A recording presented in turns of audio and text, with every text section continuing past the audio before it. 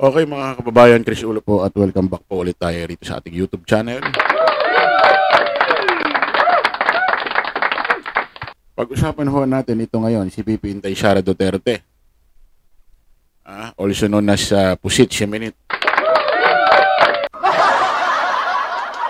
Na kung saan mga kababayan, mga ka-analyze, hanggang ngayon ho, nandiyan pa ho sa Dahig, Netherlands, sa ICC Court. Mukhang napapasarap na. Mukhang tama pa ba ito na si VP Inday Sara Duterte, ang ating Vice President, hanggang ngayon nandiyan pa. Nagagampanan pa kaya ni Vice President Inday Sara Duterte ang kanyang tungkulin dito sa Republika ng Pilipinas? Na kung saan siya ho yung pangalawang pangulo ng ating bansa. Kasi parang gusto na yata maging Netherlands citizen. Mukhang napapasarap sa klima. According pa naman sa Pag-asa, simula na raw ng tagtuyot. Baka ayaw ni VP Inday Sara ng tagtuyot. Baka gusto medyo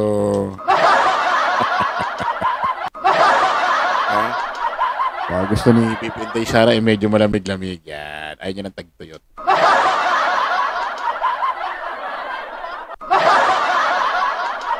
Oo, tag-araw, tag-init na rito masarap ang klima sa Netherlands, Dahig.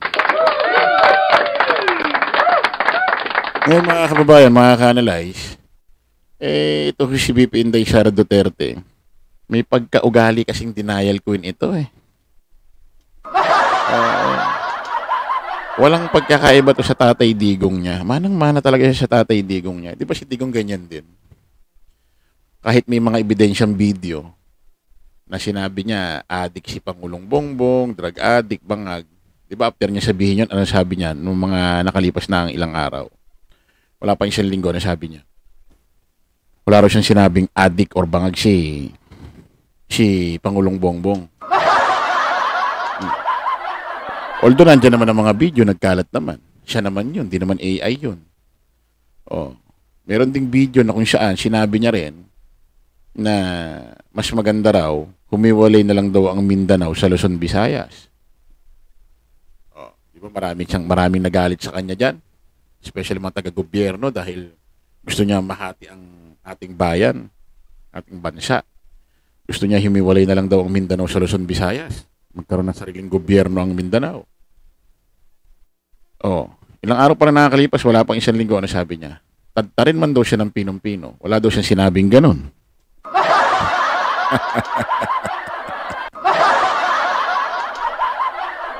Parang ito ngayon si VP Inday Sara Duterte, mga kababayan, mga ka-analyze, na kung saan sinabi niya si PBBM mag-resign na.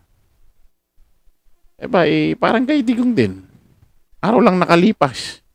Dinidinay niya na.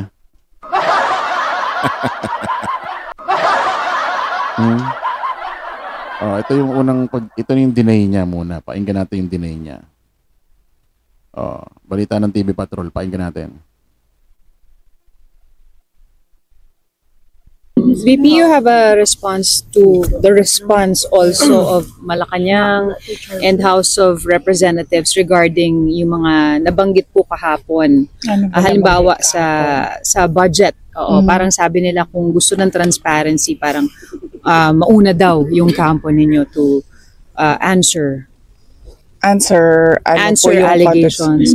Allegations of ano po? Yung sa OVP and yung new set of names daw po, which Ortega dubbed as Team Amoy Asim, included Amoy Liu, Fernan Amoy, and Chog de Asim. Would you care to respond to this? Yes. Iba kasi yung... Ano kasi yan, mga kababayan? Meron na naman kasing bagong ibito. Ano ba yan? Una, Mary Grace Piatos. Wala naman daw ganong Mary Grace Piatos na nag-i-exist sa Pilipinas. Merong din mga nabigyan daw na confidential fund, mga apelido, may kinalaman sa mga asim. Ngayon, ano to? Atim Amoy? Ano ba yun? Mga bagong ebidensya ho to, mga kababayan, laban kay VP Inday Sara Duterte na kung saan mga invento raw, di umanong mga pangalan na nabigyan ng confidential fund na wala namang ganyan. Siguro kung totoo man ito, siguro yung taga-sulat nila, wala na maisip kung sino mga apelido isasali.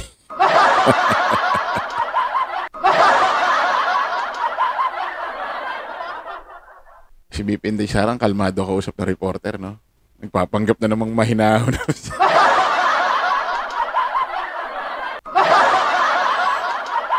Nagpapanggap na namang mahinahon na. Wala bang yung dati, yung nung tanong?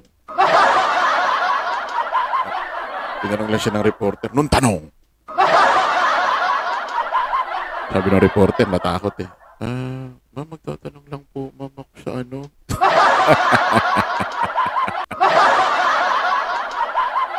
Pero panggap VP Inday Sara Duterte. Oo, magsisigaw ka na dyan. Magalit ka na sa reporter, magsisigaw ka na dyan. Papanggap ka pang mahinahon, hindi naman bagay sa'yo. Di ba nag-file na sila ng impeachment sa akin? I suppose yan yun, no? Yung impeachment. O, nag-file na sila ng impeachment sa akin and nandiyan na yan sa Senate. And well, they can say what they want to say. Pwede naman na nilang yung sabihin. And ako din, nag-file na rin si Congressman Pantaleon Alvarez questioning the budget and what happened to the budget and constitutional infirmity and irregularities in the budget.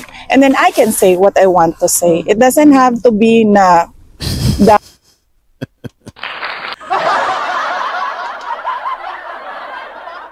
Anong klaseng katwiran ng Vice President yun? Kahit ano sabihin nila kasi nag-file naman sila sa akin ng impeachment. Ako kahit ano pwede sabihin ko kahit ano pwede na sabihin ko. Kahit ano pwede ko na sabihin sa kanila. Kasi nag-file ng pag-usapan yung budget. Anong mga... Napakalugaw ng mararamdaman mo pagka walang kwenta yung sinasabi, no? Napakalugaw. Ang lugaw ng katwiran, no? Walang kwenta.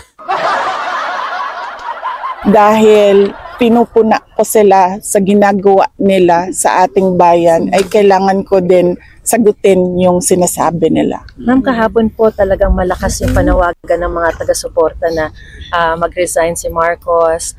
Sinabi po ng Malacanang ngayon na kung pinagre-resign po nila ang Pangulo, sino ang makikinabang? Kahit sabihin po ni VP Sara o kayo nagsabi niyan, kayo pa rin daw po ang makikinabang. Meron po ba kayong sagot?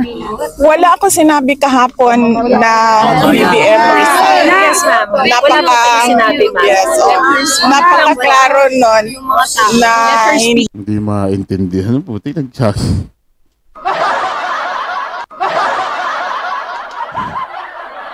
Mga DD shit, mga DDS dyan sa dahig, quiet na muna.